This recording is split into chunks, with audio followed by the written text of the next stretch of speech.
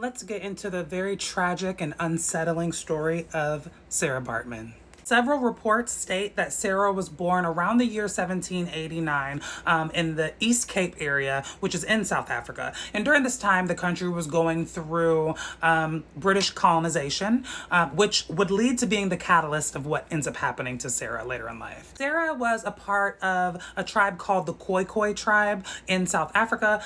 She lost her mother at a very young age and then ended up losing her father as well due to conflict between the British and the indigenous. Bartmaan was eventually sold to a man by the name of Peter Caesar. She moved to Cape Town and went to work as his domestic servant and wet nurse. Around the year 1810, Sarah caught the eye of a surgeon by the name of William Dunlop.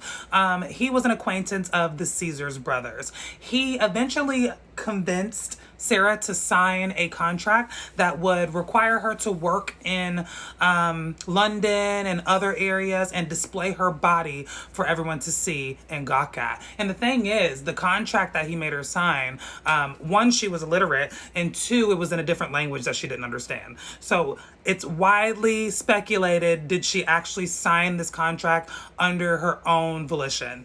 And you're probably wondering what it was that fascinated people about her body. She dealt with stasiopisia, which is basically a buildup of fat in the buttocks area. And that made her a sight to see and a spectacle in London, because in that time in London, they were very much into like freak shows. So in the winter of 1810, they land down in London and off rip, Dunlop is like, let's get these shows going. Sarah is immediately thrown into working. She's locked in a cage that's 5 feet tall. People are paying their money to walk around and stare at her body, probe at it with sticks, and even the wealthy could touch and also book her for private events at their houses for parties. Zachary McCulley, who was a very well-known abolitionist in his time, and I appreciate him, I wish there was more men like him in his time, teamed up with the African Association to take Peter Caesar and William Dunlop to trial to ensure that Sarah was doing this out of her own will. Unfortunately, Sarah got up on the stand and said that she was doing it under her own will. Both Peter and William Dunlop were in the courthouse.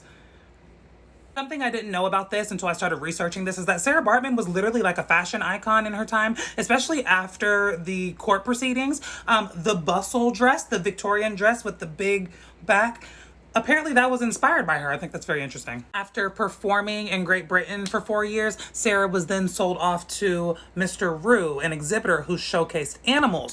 From there, her shows took a turn. She was now being displayed in circus type themed shows next to baby rhinos and like black bears. Sarah ended up dying in France on December 29th of 1815. People have highly speculated about what she died from. Some say it was alcoholism, some say it was syphilis, others say it was smallpox. No one knows. Even in death, this woman was never granted like a sliver of like human decency. Georges Cuvier literally petitioned courts so that he can dissect her body, and not for the purpose of an autopsy, for the purpose of linking Africans to primates. He went on to extract her brain and her genitals and store them in jars. And then he boiled down the body and kept the skeleton. And a lot of her remains were displayed in French museums until like the 70s. Until 1994, when Nelson Mandela started the fight to get her remains back to South Africa. That was an 8-year-long fight. Her remains were finally brought back to South Africa in 2002, 192 years after she left South Africa. And today she lays to rest. This story speaks to exploitation, trafficking, appropriation, so many different things that we deal with in modern society. And I think that if we start to study history a little deeper, I think then we can begin to undo some of these systems of oppression.